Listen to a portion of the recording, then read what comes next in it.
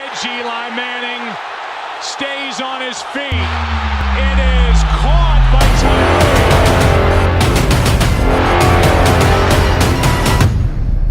Tyree. Yo, welcome back to Catch the Moment podcast. It's your host, David Tyree. Appreciate y'all for checking in with me for another episode. You already know we're going to give you the jewels. We're going to give you the journey, process, pain point. I like to say every guest is special, but y'all know my passion is Jersey, is Christ, but it's ultimately life. And man, my boy Quinton Spotwood here got a whole lot to offer. Q, appreciate you for joining, fam. Absolutely, man. Glad to be here. Glad to see you. Glad to see my boy DT. I got to set the stage because the average person won't really know your pedigree, but you're a legend in my mind, right? So Quinton Spotwood, Parade, USA Today, All-American, Playboy, College, All-American, best punt returner in the country for the Syracuse Orangemen at a time where Syracuse was a national championship contender. We obviously, we're going to connect all the dots, but and there's more than that. Had a good cup of coffee in the National Football League. And we're going to talk about, you got a heck of a journey because you were a titan at the wide receiver position. Honestly, as a returner, I don't even understand. I'm like, Spot ain't that fast. Why can't nobody get this? But you had that deceptive speed. So I had to just say that just to kind of get a little bit of resume out the way. I'm gonna start right here because we got the Jersey connection, and I know we've given so much flowers toward each other through the years. Where were you? What do you remember the first time you ever saw the helmet catch? And just give me Take us all back there and what was going through your head at the time. Well, I was watching it. That's what I was actually watching the game. And I know the game. Yeah. I know the passion. I knew your passion. So the fact that you were on that stage and you came through, and I can look back and see your progress from working for that moment. It was special, man. Yeah. It was special, you being from Jersey, you being from Syracuse. And more than that, I've seen your progress as a youngin'. I see your passion as a youngin'. See, a lot of people don't understand that you may have an athlete that goes to college, he's parade this, parade that, but there's somebody that's watching behind him that's willing to work. Yeah. And then everybody gets their turn. And you made a great opportunity with your turn. And I can speak for myself. I can speak for Jersey. Yeah. We proud, my man. I appreciate that. That means the most. You never know, right? So it's kind of one of these things where, aspiring athletes, and obviously, athletics serves as the metaphor of life, the human experience, the resiliency necessary. I definitely got to get in some of your formative years because, everybody loves to say the term, get it out the mud. I'm like, listen, everybody got their own set of mud, right? Yes. Life be out here lifing, right? But you got it that way. What were some of the formative experiences for you, coming from Elizabeth, New Jersey, that kind of created the pathway and, some of the struggles that really cultivated your mindset? Most of the time I've spoken about this with my wife. Of course, I came up with her. She went to Elizabeth High, so she knows the stories. So, sports, not just football, kept me away from the streets, kept me away from trouble. Yeah. And that's basically what I was brought up in.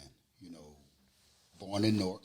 Mm-hmm. That's where I lived. I used to catch the bus to Elizabeth schools as a youngin'. Yeah. So, a lot of people don't know that. And then my freshman year of high school, that's when I started football. You didn't play no middle school ball? No Pop Warner. I didn't play none of that. It was freshman. This Negro. And that's this Negro.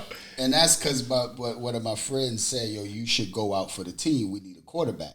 Like, once we get to 9th grade, we need a quarterback. I'm no quarterback. So, later on that year, my father was never around. Okay. My mother actually went to prison. Didn't get out. Mom went to prison? Freshman year of high school. Didn't get out till I was a senior in Syracuse. Came to my senior games.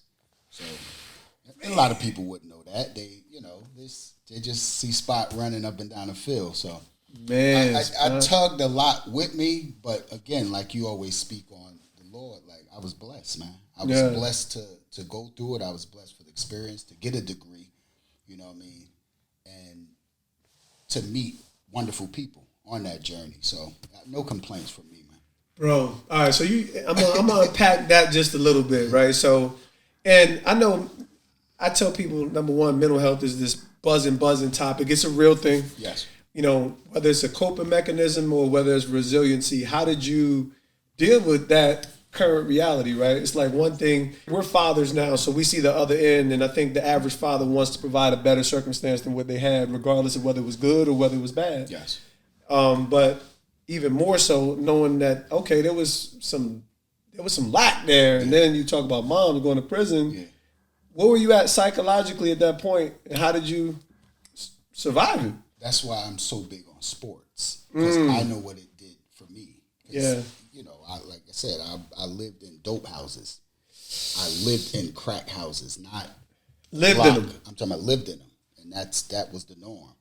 So going out to Jefferson Park, going out to the park, playing baseball, playing football, that kept me close to childhood and not venturing into that. Jeez. So, and a lot of that is God, man. A lot of people like to say, "Oh, how did you cope?" I didn't cope. If it wasn't for somebody, a higher entity, I'm preserving that you. dude. You really felt like there was some. Man, I'm that dude getting life. I'm that dude starting his own drug cartel and getting shot in the head. That's the hood for the most part. So, and I tell people all the time is, you talking about 90s, right? So that's coming out of crack era. That's coming out of, just to shape it, because we still got, challenging neighborhoods these days, but even it's different. It's different, man. The value's going up. It's different, man, like I said, so some of that is news to me. I knew you had a real, because, my roommate, Maurice McLean, he's from Elizabeth. I already know what's going on in Elizabeth. So, but you become highly recruited. Most people have no reason to know that we played each other in the state championship. Yes, sir.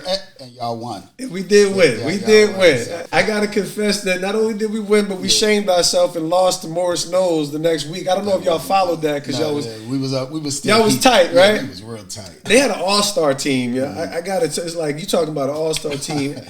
For all the local heads, Al Hawkins was one of the greatest talents to ever come through New Jersey. Point blank. Period. Chose to play professional baseball. Yeah.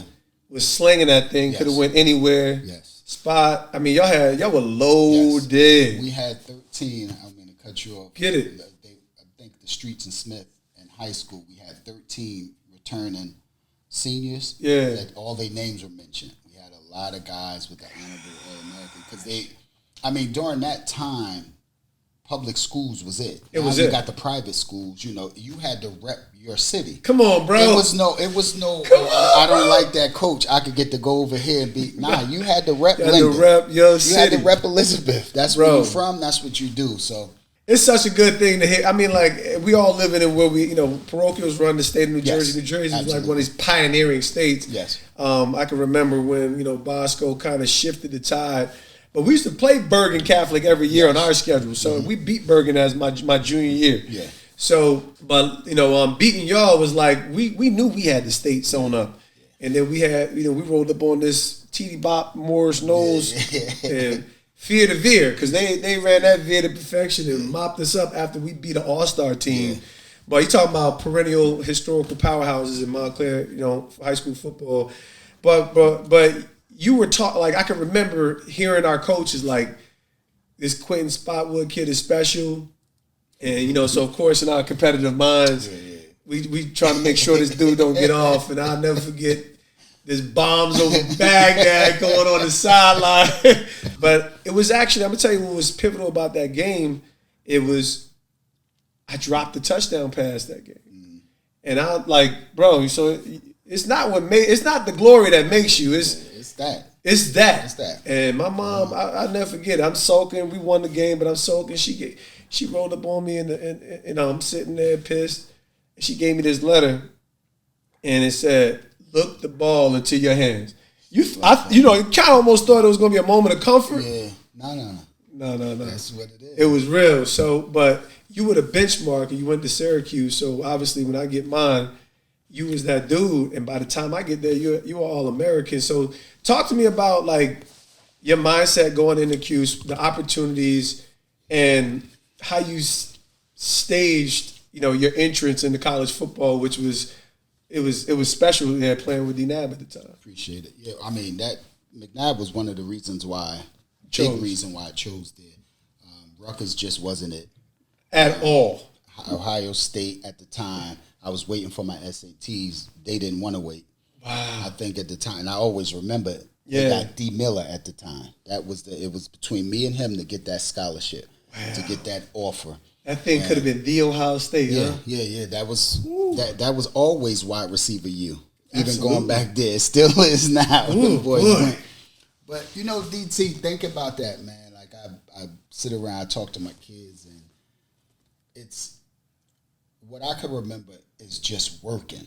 That's because, to be honest, when it came to sports, that's all I had. Like you said, I wasn't the fastest. Yeah. You know what I mean? So I had to work. Getting up there, I'm small, got big Donovan Darius throwing you around in one-on-ones. You know that. These guys is grown men. Gorillas. Still a boy. You know what I mean? I'm still a boy. So, once I got on that workout schedule, and then I started to realize what college is. Being a true freshman. At the time, You played. I didn't know how that went. So every for my first 2 years, I was always on academic probation. And I didn't realize, I was like, I'm going to class, I'm doing like what it is. Then I realized I'm looking at older guys like Jim Turner, they got their books on the airplane. And I'm like, oh, that's what it is. I'm thinking I'm just traveling like this. This ain't the league, bro. You gotta do your schoolwork. Hey, student athlete. Straight up. Bro, people don't understand how much of a grind. Yeah, it's a grind. It's a grind, man. But when you get it, when you get that momentum, and then once I got it, it was like, okay, school, football. Of course, you're gonna have fun. It's college. Of course. But the point of it all was it was work. Man. And then, it wasn't hard on the field because we had some great teams, man. Bro. We had so I had to get to the wall. It ain't like I had to juke a bunch of people.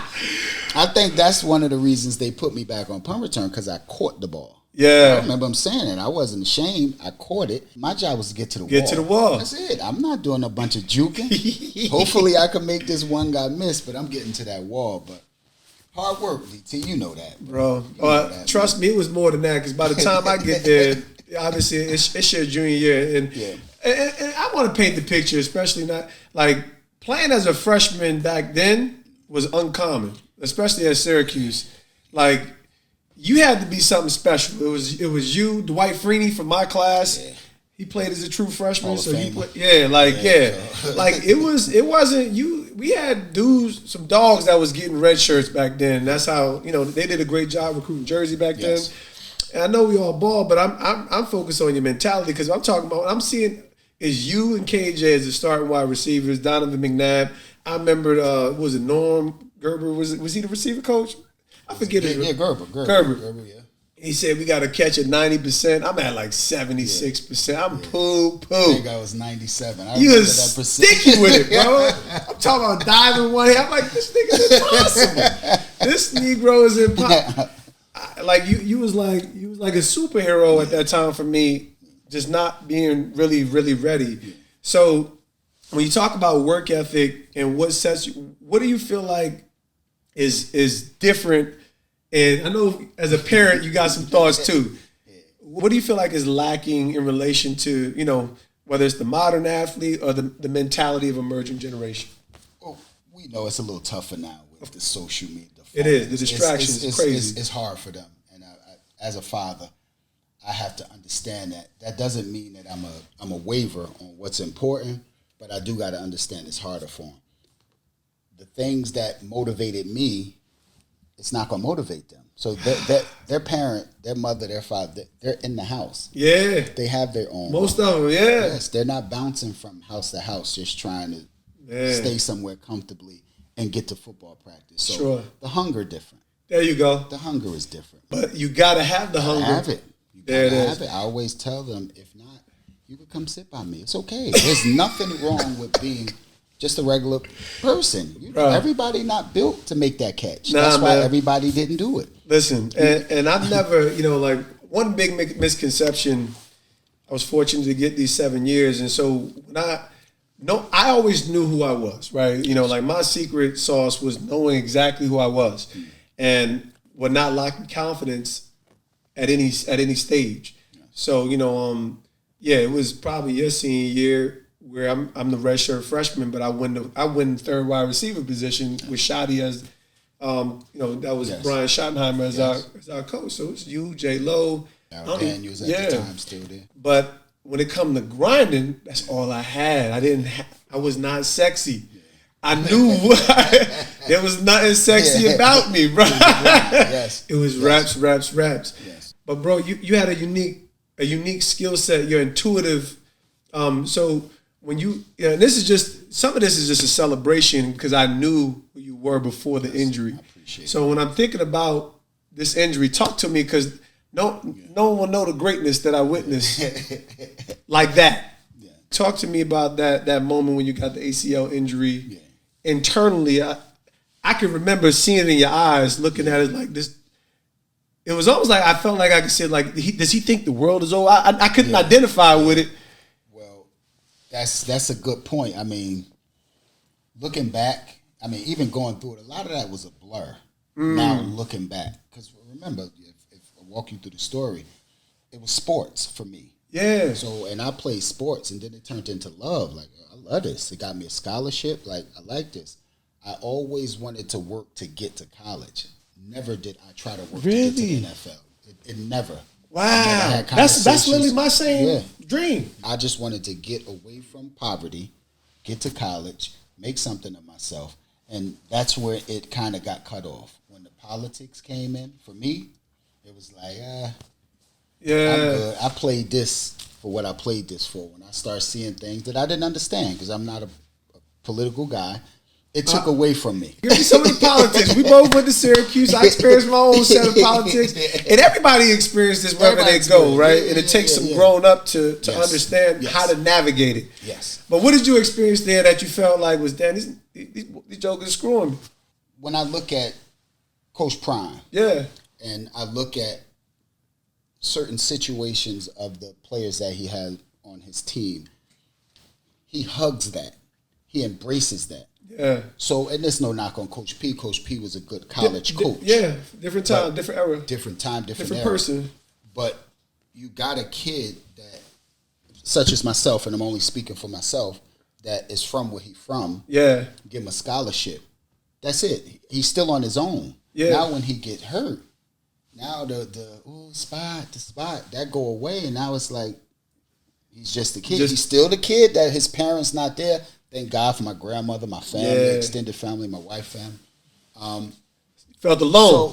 So, alone. And not a lot of coaches made me feel comfortable. But who am I to complain? No, that's not a complaint. That's a reality, though. Yes, but listen, you got to distinguish it, though. You know, we have to. It's really, really, really important when you just think about this. Not just this, because we think about sports, but it's really a formative experience at that stage for us as athletes.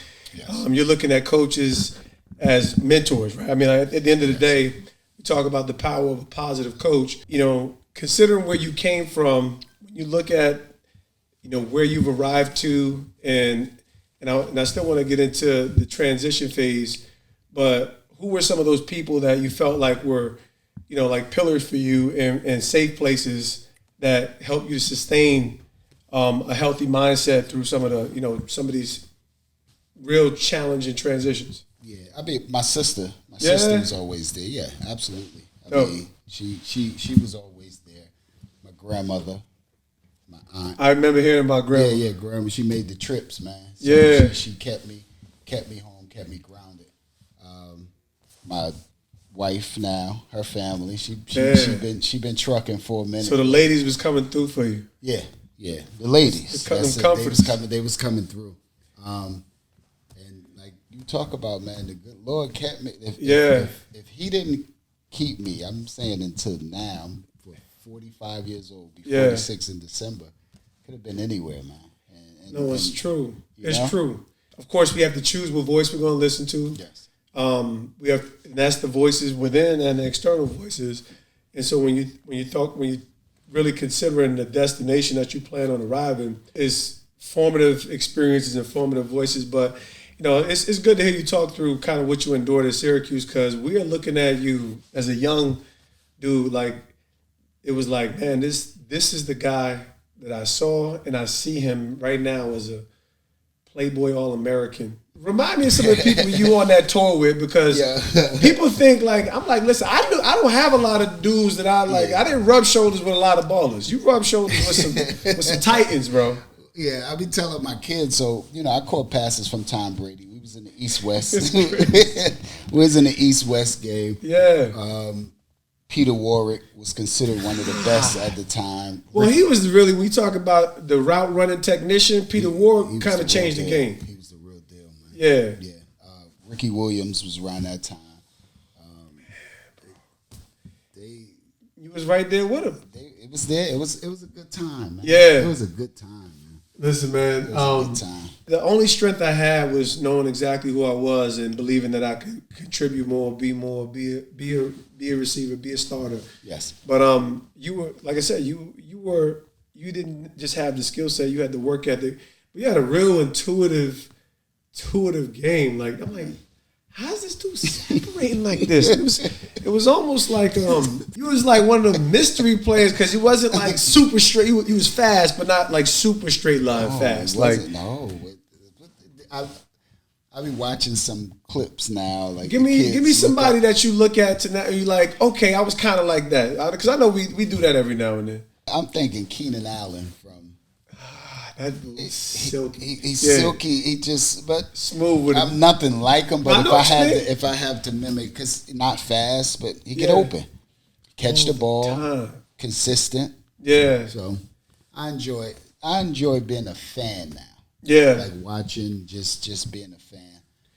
All right, but you got to walk me through this, bro. So, because I know what dark times can be like, if like in the head, and up until now, these conversations really haven't been had, right? And like I said, I think we're ready to have them now, and some maybe a little bit earlier, just having real transparent dialogue about, like, man, I was either depressed, I didn't know, because you talk about a real identity crisis at the end of the day. Like, when you go through that injury and you have expectations, bro, you was the first day guy projected coming out of, like, if you chose to leave Syracuse after that third year, and honestly, it wasn't that much more to accomplish aside from just a successful season, making it through. And because the first few games, you and KJ was lighting it up with D-Nab, so I could see it. And then you obviously still get a chance, and I know you had a free agent spot with the Giants. Was it the Giants? Giants, Dolphins. Even was out down there with the Cowboys for a minute. Okay. So. Talk to me about that experience where, like, you were at a position of dominating, and now you're just looking for a shot. Yes. And, like, what's going through that mental process, and how did you begin to really find worth in the midst of that transition journey? That's a good question. Like I told you before, I never mentally, for myself, I never shot a shot thinking about the NFL. Yeah.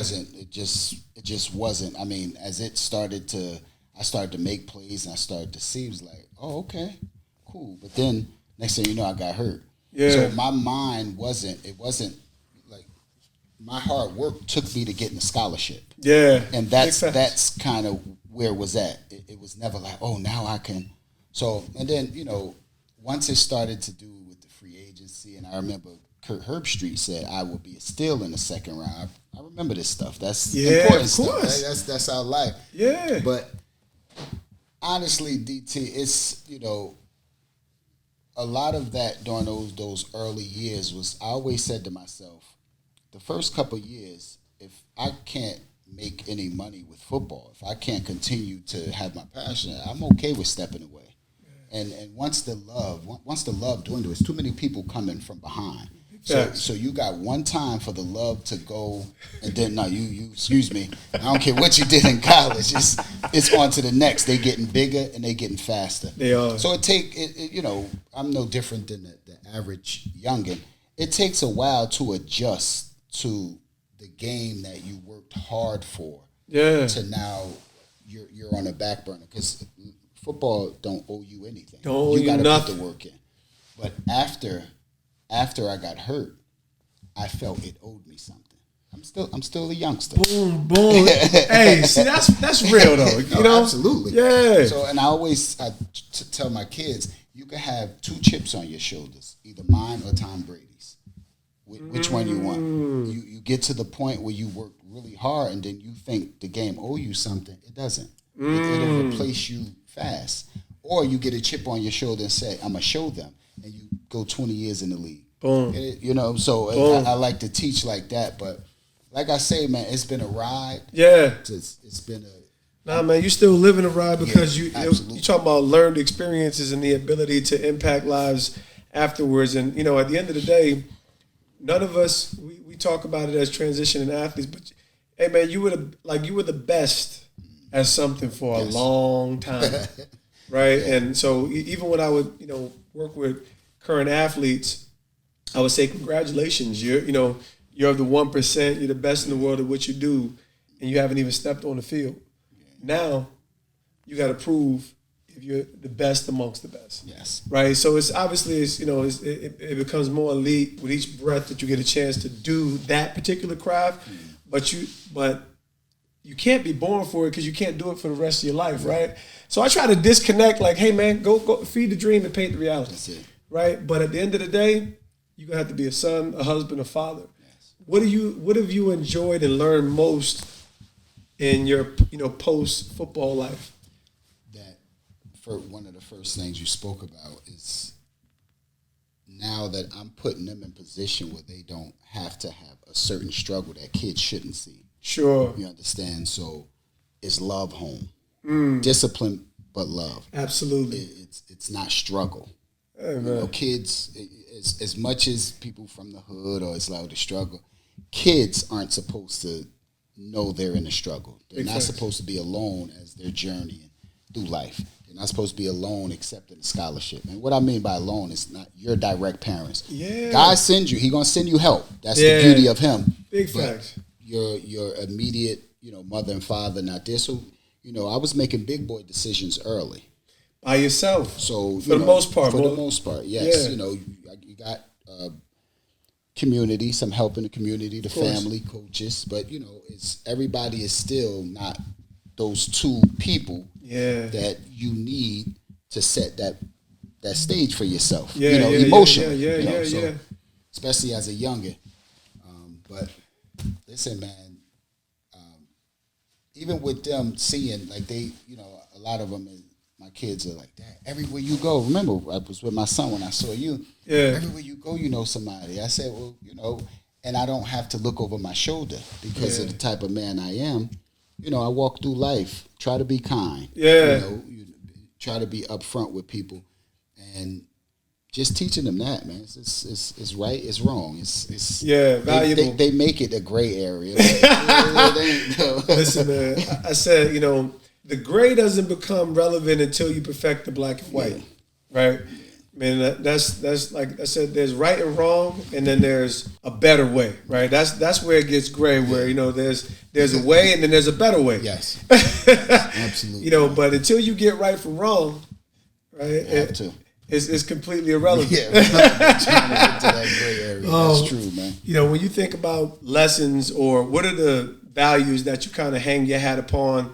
That whether you're coaching, parenting, that you're trying to really ensure, like, this is what you need to lock in on. When you feel like whether it was something that made you successful, what are those values or ethos that you feel like you live by that's impregnable and you want, people that come in contact with you to ensure that they take away? Be genuine in what you're trying to get done. It's good. If you have what you're trying to do, be genuine. I spoke to some kids in Clark not too long ago, and I was telling them, first thing I always tell, student athletes is be kind to your parents, be kind to your community. That's first. That's first and foremost. You can't walk around here and just being a bad person and think that you're going to excel at something. You understand? It's amazing how many adults still can't figure that part out. But you got to start with the youngest. Yeah. And education, of course. You can't do any of that, anything extra without that. Yeah. And then the thing I tell them when it comes to sports is that really want to do this, you got to find a way to be obsessed with it. It has to take over you. And this is why I say to you, I don't put any bad blood on anybody from my experience. Whether it's high school, college, parents, none of that. Because something God put in me where I became obsessed. Yeah. So when you came up to Syracuse, you saw that. Saw it, you saw, and that's what it was. It wasn't. I don't want to say I wasn't blessed, because I was blessed with some athletic ability. Oh, you was blessed for sure. When we watch guys like Peter Ward and Lavernius Coles, how they run up and down the field, like, different levels to this. I tell we were blessed a little bit different with speed. 100%. I'm an '87 Buick out here, bro. Yeah, I mean, I was Old Faithful, but I ain't had no. It's just different levels. Yeah. I kind of look at it like it's different cars on a racetrack. Absolutely. It don't mean that you can't race. No, don't mean you can't do it. So that obsession, man, and kids have to understand that. Yeah. They have to understand that if you really trying to compete, if that's what you're trying to do, let it take over your life. Yeah. As long as you're doing those other key things and you let that take over, then you're gonna see some things. You're gonna get out there. I love it. All right, man. Just from a standpoint of this, we talk about the athlete transition. Identity is obviously the biggest or the most challenging part for most of us coming out of that ecosystem. Being the best at something in the world, and now you got to figure out, what am I good at? Yes. What was that process like for you? And obviously you're respectfully, gainfully employed, working a great job. And how did you settle in? And what was some of your because there wasn't a whole lot of resources like that back then. No. Now the resources are through the roof. I've been through the whole cycle of it. How did you find your way? And and when did you feel like, all right, I'm really good? Yeah. Well, up at Syracuse, with something, you got to go to the dentist. They got you. I got you. Something with your license, they got you. So hey, when you go, it's like that's not considered the real world. It's then you in a fishbowl. Yes, when that's done, then it's like, all right, I got to do all this. Like, I got to really pay all this. I got to pay attention to them tickets and do all this. Yeah. I think what settled me is when I had my child. Yeah. My first child. And then start coming in. My wife always been there.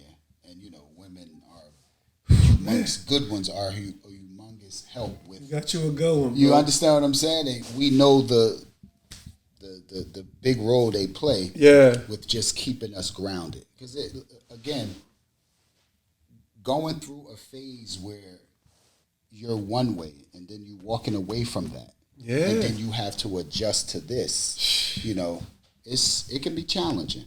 And again, for a while, it was just more so I'm like this. Like, I wasn't given what I could be given to kids as far as football, sports, and because I'm still trying to find my way.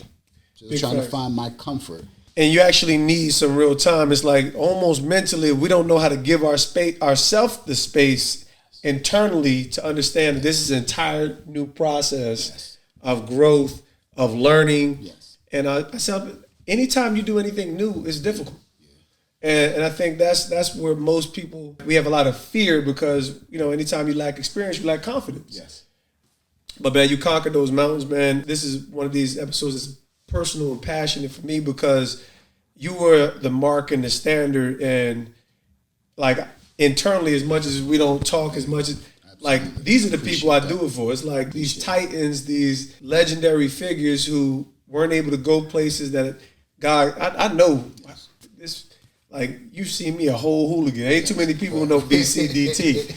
Hey, all right, I gotta ask you this to make me laugh so you can make me laugh. What was you thinking when you were seeing this young dude from Montclair for these first couple of years? It was college. Because back at the time, Mo didn't drink, Black didn't drink. I'm a full raging fool, and we had some goons. Moments, but we had some moments, but it was college. Man. Yeah. We enjoyed the moment. We ain't necessarily stopped and. Now we reflect on it, so we knew what was what and what could have went worse and how bad we were. Oh, listen, man. In certain aspects. Don't worry, I was worse than all y'all jokers. So much could have went so much. Listen, I felt like I defiled everybody. Most of y'all cats out the hood wasn't drinking. No. Like y'all was so locked in to make it out of some of these circumstances. But then, as we Got up then, hey, I remember coming back and we linked up. We was like, "What is going on?" I messed everybody up. Bro, we was going. Nah, we was out of control. Thank God we survived it. And I try to be careful, to be honest about my story, but not celebrate buffoonery because I would never want my son to endure some things that I've endured. Mm-hmm. You know, I've got a chance to tell it. It's in a repentful, but it's in an honest disposition. Yeah. So, but bro, like I said, it was some of your drive, it was some of your talent. It was remarkable to witness, but even more so watching you navigate these spaces, catching you out in Piscataway. You know, we both living in Piscataway, doing well. Good moments. Man, bro, you're a true giant in Jersey. And like I said, not only did you don them at the greatest level, but I always wanted to celebrate success, and your success is admirable. You know, so keep. Likewise. Yeah, man. Likewise. We're getting great done every single day, man. So I appreciate your life. If you want, man, just let everybody know what your vision is in relation, not just for your, whether it's your children, business aspirations, what you're most looking forward to through your story, because there's more to tell. Whatever kids, not just my children, can get from my story to motivate them. Sure. To be the best version of themselves. Even parents. Seriously? Just putting their kids in situations, putting their family in situations. So, and that's what it's all about to me. Business, we gonna pick and choose what we do. Sure. We gonna make money. We got this up here. Sure. We got that, and we treat people well. But it's more so, I'm sure my story can motivate kids. It always have. Always have. And even if it's the guys coming up behind me, it's motivation. And that's what I feel God put me here for, to motivate people. I'm built to take care of my family. I'm built to be, be loving to my friends. Real men work, man. You out here understand doing what I'm it. saying? Absolutely. So just to motivate, man. Just to motivate. Anytime you call, anytime, the You've brothers, been there. we are one and the same when it comes to the mission of use me for the good. Yeah. Whether it's my story, use it. So I'm here, brother. I appreciate the invite. Listen, man, you are the reason these platforms exist, man. It's a big deal, man. They say we're all the sum total of our choices and our shared experiences.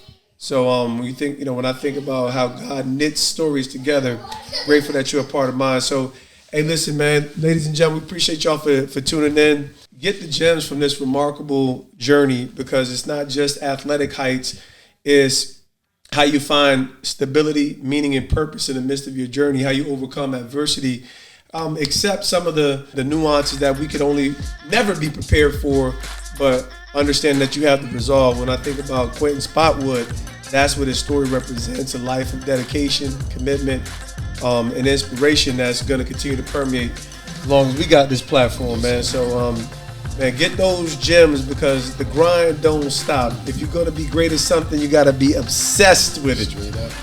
So be obsessed in your journey and continue to get great done. We appreciate y'all for tuning in to Catch a Moment Podcast.